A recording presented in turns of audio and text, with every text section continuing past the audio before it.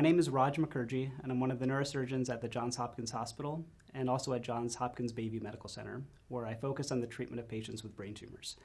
I'd like to tell you about a recent analysis and paper that my team performed looking at the outcomes of approximately 500 patients with glioblastoma. Glioblastoma, or GBM, is amongst the most common primary malignant brain tumors, which historically has, unfortunately, very poor survival.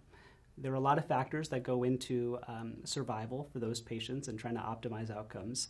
And some of those factors include having an optimal surgery, postoperative radiation and chemotherapy, as well as the social support system that patients have around them.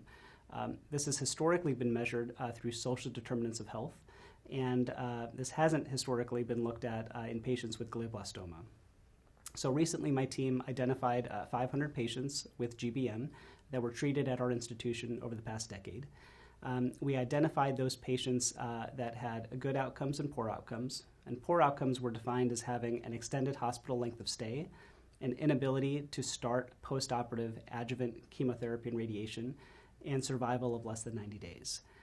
So there were a number of factors that were associated with some of those poor outcomes, but interestingly, we found several indices associated with social determinants of health to be associated with those poor outcomes.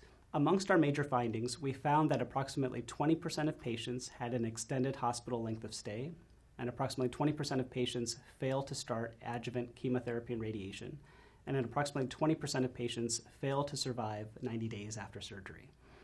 In looking at some of the factors associated with these poor outcomes, we found that social determinants of health were a significant and independent risk factor for these outcomes. While social determinants of health cannot fully be modified, being aware of patients who are at risk of having poor social determinants of health can allow us as providers to connect more thoroughly with their primary care providers and to connect patients and families to resources, including clinical care coordinators and social workers, that can help patients connect to the adjuvant treatments and providers that they need to hopefully improve their survival and have the best quality of life that they can.